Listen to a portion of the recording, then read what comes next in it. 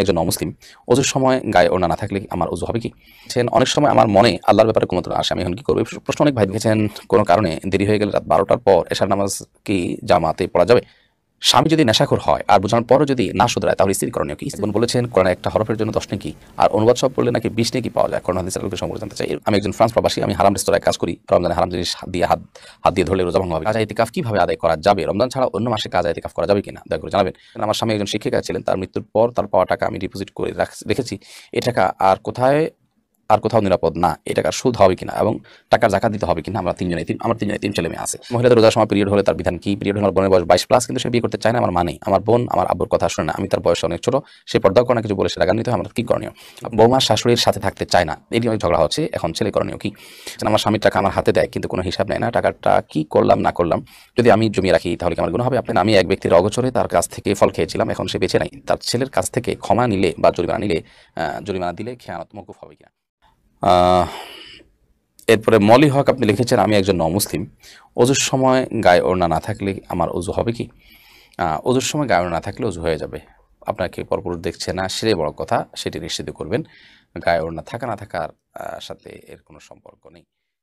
এরপরে রাতিন জিহান আপনি লিখেছেন, অনেক সময় আমার মনে আল্লাহর ব্যাপারে কুমতনা আসে, আমি এখন কি করবো? এই প্রশ্ন অনেক ভাইদের। এটার উত্তর হলো যে আপনার মনে আল্লাহর প্রতি যদি কখনো বাজে চিন্তা আসে, শয়তান সেটা সৃষ্টি করছে। এটা মনে করার পর আপনার মধ্যে আরো ইমান বৃদ্ধি হয়ে যাওয়ার কথা, কারণ শয়তানি আপনি ধরতে পেরেছেন, বিধায় আল্লাহর প্রতি আপনার আস্থা আরও বাড়বে এবং আউযু বিল্লাহি মিনাশ শাইতানির রাজিম পড়বেন, বাম দিকে 3 বার প্রতীকী থুতু নিক্ষেপ করবেন, এর মাধ্যমে আল্লাহ তাআলা আপনাকে পানা দেবেন ইনশাআল্লাহ। নাসিরউদ্দিন আপনি লিখেছেন, কোনো কারণে দেরি হয়ে গেলে রাত 12টার পর এশার নামাজ কি জামাতে পড়া যাবে? জামাতে তো পড়তে পারেন, কোনো অসুবিধা নাই, কিন্তু মধ্যরাতের পর 12টা বলে কোনো কথা নয়। সূর্য ডোবা থেকে নিয়ে ফজর ওয়াক্তে শুরু হওয়া পর্যন্ত যে ঘন্টা তার মাঝামাঝি, এরপর দ্বিতীয় অর্ধে গিয়ে এশার নামাজ পড়াটা সুন্নার খেলাফ, এটা মাকরু। তবে নামাজ হয়ে যাবে আর জামাতেও করতে পারবেন। এরপরে জান্নাত বিনতে শাহজাহান আপনি লিখেছেন, স্বামী যদি নেশাখোর হয় আর বোঝানোর পরও যদি না শুধরায় তাহলে স্ত্রী করণীয় কি? স্ত্রী তাকে বোঝাবেন, কাউন্সিলিং করবেন, তার জন্য দোয়া করবেন। একান্ত যদি তার সংশোধনের কোনো আশা সম্ভাবনা না থাকে, রুহ হয় মনে হয়, তাহলে সেক্ষেত্রে তিনি চাইলে বিচ্ছেদের উদ্যোগ নিতে পারেন, কিন্তু সবর করতে চাইলে সেটারও সুযোগ কিন্তু তার আছে, যেহেতু তার পাপ তাকে পাবে, স্ত্রী সেটাতে সন্তুষ্ট না যেহেতু তিনি গুনাহগার হবেন না। এরপরে নাইমা জান্নাত মুন্নি আপনি লিখেছেন, এক বোন বলেছেন কোরআনে একটা হরফের জন্য 10 নেকি আর অনুবাদ সব পড়লে নাকি 20 নেকি পাওয়া যায়। কোরআন হাদিসের আলোকে সম্পর্কে জানতে চাই। এরকম আলাদা করে কোনো কথা কোরআন হাদিসে বলা হয় না যে অনুবাদ সব পড়লে 20 নেকি পাওয়া যাবে। তবে এটা ঠিক যে কোরআনে কারিম তেলাওয়াত করলে যেরকম সব হয়, বুঝে পড়লে কোরআনের আসল যে উদ্দেশ্য, আগমনের উদ্দেশ্য, সেটি হাসিল হয়। আল্লাহ তাআলা কোরআন আমাদেরকে দিয়েছেন যে তাব্বর আয়াতি, যাতে করে আমরা কোরআন আয়াত এবং নিদর্শনগুলো নিয়ে চিন্তা করি, ভাবনা করি, গবেষণা করি এবং সেখান থেকে শিক্ষা গ্রহণ করি। বিধায় সেটা করা উচিত। সেটি ভিন্ন বিষয় করার উদ্দেশ্যই, মৌলিক উদ্দেশ্যগুলো একটি হলো সেটা তাদাব্বুর করা, তাফাক্কুর করা, সেখান থেকে চিন্তা গবেষণা করে শিক্ষা গ্রহণ করা। অতএব সেটি করা উচিত আমাদের এবং সওয়াব হবে, কিন্তু ওই যে 10 নাকি আর ওটা করলে 220 নাকি এরকম কোনো আলাদা ফিগার কোরআন হাদিসে কথা বলতে হয়নি। মাসুম এআইডি থেকে আপনি লিখেছেন, আমি একজন ফ্রান্স প্রবাসী, আমি হারাম রেস্তোরাঁয় কাজ করি। রমজানে হারাম জিনিস হাত দিয়ে ধরলে রোজা ভঙ্গ হবে কিনা? রোজা তো ভঙ্গ হবে না যদি আপনি নিজে পানাহার না করেন, রোজার বেসিক স্ট্রাকচার ঠিক রাখেন। কিন্তু আপনি রোজা রেখে হোক আর রোজা রাখা ছাড়া হোক, সর্বাবস্থা আপনি হারাম রেস্টুরেন্টে কাজ করছেন, হারাম খাবার সার্ভ করছেন, হারাম খাবার প্রস্তুত করছেন, এই কারণে আপনি অবশ্যই গুনাহগার হবেন। সেটা মন্দ কাজে, হারাম কাজে সহযোগিতার কারণে। আল্লাহ তাআলা আপনাকে হারাম থেকে বেরিয়ে আসা এবং হালাল উপার্জনের দিকে আসার মতো ইমানি তাকত, ইমানি হিম্মত, সাহস দান করুন। এরপরে তাহিয়া আক্তার আপনি লিখেছেন, কাজা ইতিকাফ কিভাবে আদায় করা যাবে? রমজান ছাড়া অন্য মাসে কাজা ইতিকাফ করা যাবে কিনা দয়া করে জানাবেন। রমজানের এই কাজা ইতিকাফ রমজানেই করতে হবে। নবী করিম সাল্লাল্লাহু আলাইহি ওয়াসাল্লাম একবার রমজানের শেষ দশকের ইতিকাফ ভাঙতে হয়েছে একটা প্রয়োজনে। পরবর্তী রমজানে তিনি 20 দিন রোজা রেখেছেন। প্রথম 10 দিন ছিল আগের রমজানের কাজা, আর পরের 10 দিন পরবর্তী রমজানের মূল রমজান। আয়েশা খাতুন আপনি লিখেছেন, আমার স্বামী একজন শিক্ষিকা ছিলেন, তার মৃত্যুর পর তার পাওয়া টাকা আমি ডিপোজিট করে রেখেছি। এ টাকা আর কোথাও নিরাপদ না। এই টাকার সুদ হবে কিনা এবং টাকার জাকাত দিতে হবে কিনা? আমার তিনজনের তিন ছেলে মেয়ে আছে।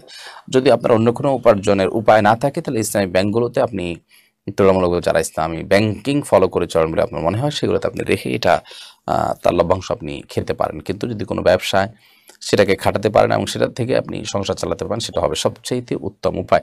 ব্যাংকের যে লভ্যাংশ, সেটা ইসলামী ব্যাংকগুলোর, সেটাকে আমরা অনেক সময় সুহাতের অন্তর্ভুক্ত বলি।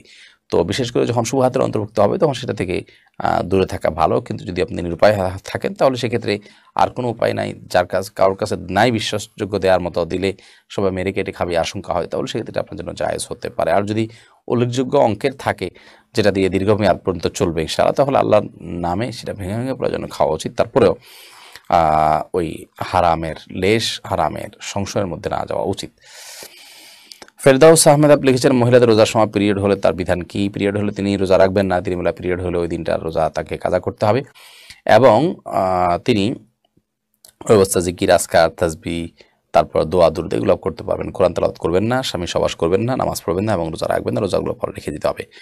আর যে জ্যাক এয়ারি থেকে আপনি লিখেছেন, আমার বোনের বয়স 22+ কিন্তু সে বিয়ে করতে চায় না, আমার মানে আমার বোন আমার আব্বুর কথা শুনে না, আমি তার বয়সে অনেক ছোট, সে পর্দাও করে না, কিছু বললে সে রাগান্বিত হয়, আমার কি করণীয়? আপনি ভালো কোনো মানুষ দ্বারা তাকে কাউন্সিলিং করান, যার প্রভাব আছে থাকতে পারে তার উপরে, এলাকার ইমাম সাহেবের সহায়তা নিতে পারেন, ঘরে তালিমের ব্যবস্থা করতে পারেন, বিভিন্নভাবেই দিনী পরিবেশ তৈরি করার জন্য উদ্যোগ গ্রহণ করুন, ইনশাআল্লাহ সেটি ফলপ্রসূ হবে। আল্লাহর কাছে দোয়াও করেন সেই সাথে। তারপর যদি সে না করে তাহলে সেক্ষেত্রে সে আল্লাহর কাছে দায়ী থাকবে। পপি আক্তার আপনি লিখেছেন, বৌমা শাশুড়ির সাথে থাকতে চায় না, এটি অনেক ঝগড়া হচ্ছে, এখন ছেলের করণীয় কি? বৌমা যদি শাশুড়ির সাথে থাকতে না চান, সমস্যাটা কি, তার জন্য অসুবিধা হয়, তার প্রাইভেসি নষ্ট হয়, এগুলো বসে শুনতে হবে। এরকম সংক্ষিপ্ত পরিসরে এগুলোর প্রশ্ন উত্তর দেওয়া খুব কঠিন। আপনার নিকটস্থ কোনো দক্ষ এবং বিচক্ষণ কোনো আলেমের সাথে, প্রয়োজন একাধিক আলেমের সাথে আপনি পরামর্শ করুন। ইতিহাদি দেখে লিখেছেন, আমার স্বামীর টাকা আমার হাতে দেয় কিন্তু কোনো হিসাব নেয় না, টাকাটা কি করলাম না করলাম, যদি আমি জমিয়ে রাখি তাহলে কি আমার গুনাহ হবে? আপনাকে তিনি দিয়ে দিয়েছেন, কোনো হিসাব নেন না, তাহলে এটা আপনার টাকা, আপনি জমিয়ে রাখতে পারেন, গুনাহ হবে না। তানিম ওয়াহিদ লিখেছেন, আমি এক ব্যক্তির অগোচরে তার কাছ থেকে ফল খেয়েছিলাম, এখন সে বেঁচে নাই, তার ছেলের কাছ থেকে ক্ষমা নিলে বা জরিমানা দিলে খেয়ানত মওকুফ হবে কিনা? সে যদি বেঁচে না থাকে তার ছেলেদের কাছ থেকে আপনি দায়মুক্তি নিতে পারেন, জরিমানা দিলে ইনশাআল্লাহ দায়মুক্ত হবেন আপনি। সাবিনা আহমেদ লিখেছেন, জানাজা নামাজের পর দোয়া করার বিধান কি? জানাজা নামাজের পর আর কোনো দোয়া নেই, জানাজা নামাজ এটাই দোয়া। দাফনের পরে আপনি কেবলামুখী হয়ে মৃতের জন্য দোয়া করতে পারেন, সেটা সুন্নাহ। আশিকুর রহমান আপনি লিখেছেন, আমি একজন কোরআনের হাফেজ ছিলাম, কোরআন ভুলে গেছি, সরকারি চাকরি করার কারণে নিয়মিত তেলাওয়াত হয় না, তার জন্য খুব কষ্ট পাই, কী করলে মহান আল্লাহ আমাকে ক্ষমা করবেন, জাহান্নাম থেকে বাঁচার উপায় বলে দিন।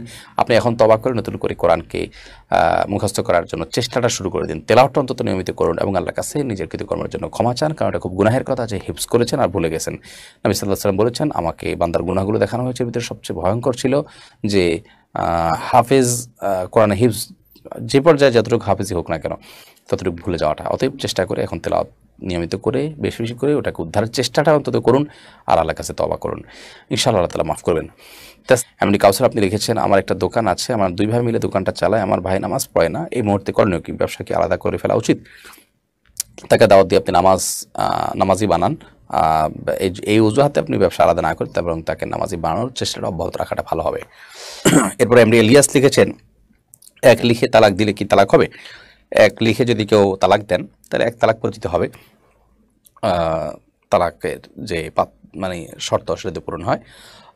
তবে তালাকের মাসালাগুলো যথাসময় আমরা দারুল ইফতা গিয়ে মুফতিদের কাছ থেকে সরাসরি উপস্থিত হয়ে তারপর জানার চেষ্টা করবো। আল্লাহ তাআলা আমাদেরকে তৌফিক দান করুন। প্রিয় দর্শক।